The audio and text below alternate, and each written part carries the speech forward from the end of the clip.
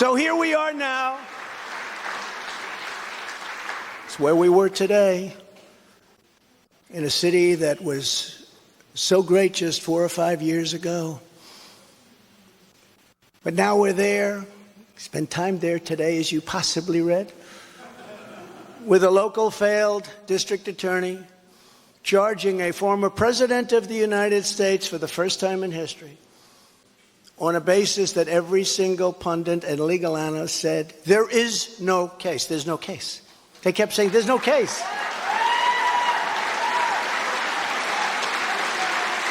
Virtually everyone. But it's far worse than that, because he knew there was no case. That's why last week he delayed for a month and then immediately took that back and threw this ridiculous indictment together. Came out today, everybody said, this is not really an indictment. There's nothing here. My lawyers came to me and they said, there's nothing here. They're not even saying what you did. The criminal is the district attorney because he illegally leaked massive amounts of grand jury information, for which he should be prosecuted, or at a minimum, he should resign. And Alvin Bragg's wife confirmed a report that claimed her husband has Trump nailed on felonies. She has since locked down her Twitter account. His chief prosecutor, who represented the Democrats and crooked Hillary Clinton in a firm run by Chuck Schumer's brother, Robert, he quit the firm in order to go to work in the DA office in order to get Trump. Can you imagine that? Hillary Clinton's lawyer, Democrat firm. Ultimately, he quit as chief prosecutor because Bragg didn't think he had a case. Think of that same guy that brought this ridiculous thing today.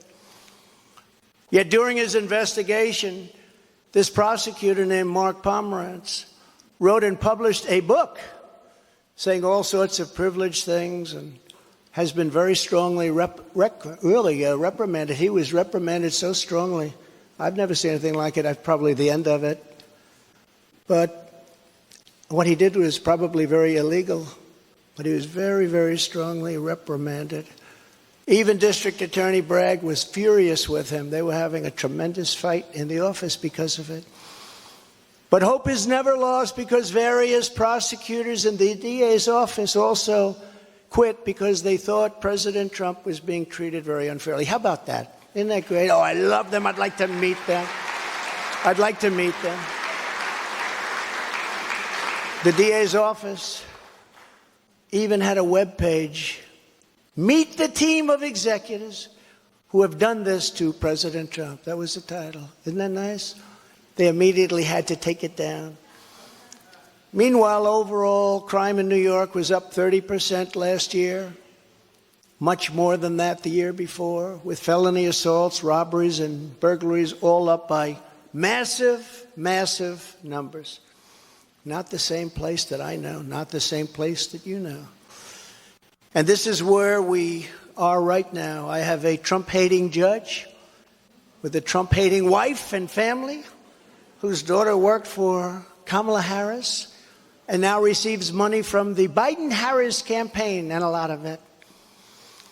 We recently had another trial, and the same judge told the fine man who worked for me for many, many years that if you admit your guilt, you will be in jail for 90 days. But if you don't, if we go through a trial and you're found guilty, you're going away for 10 years and maybe longer, which for a 75-year-old man with a great family really means life. What the prosecutors and judge did to that man, I will never forget, because it's right out of the old Soviet Union. That's where we are. They said, you say anything about Trump, meaning that's bad, and you won't even have to serve the 90 days. You'll walk free. And they say that to many of my employees. We have this Jack Smith lunatic threatening people every single day through his representatives. They're threatening jail terms. But talk about Trump and you'll go free. This is where we are as a nation. Who would have thought they can't beat us at the ballot box, so they try and beat us through the law. That's the country in which we live, however, right now. The USA is a mess. Our economy is crashing. Inflation is out of control. Russia has joined with China. Can you believe that? Saudi Arabia has joined with Iran. China, Russia, Iran, and North Korea have formed together as a menacing and destructive coalition. Would have never happened if I were your president. Would never have happened. Nor would Russia attacking Ukraine have happened. All of those lives would be saved. All of those beautiful cities would be standing. Our currency is crashing and will soon no longer be the world standard, which will be our greatest defeat, frankly, in 200 years. There will be no defeat like that. That will take us away from being even a great power. If you took the 5 worst presidents in the history of the United States and added them up, they would not have done near the destruction to our country as Joe Biden and the Biden administration have done.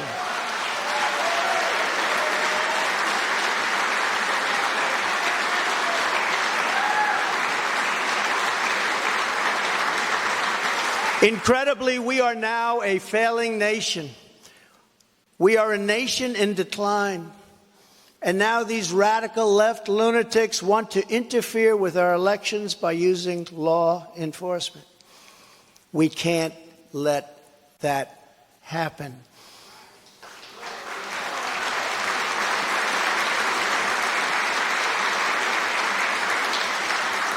With all of this being said, and with a very dark cloud over our beloved country, I have no doubt, nevertheless, that we will make America great again.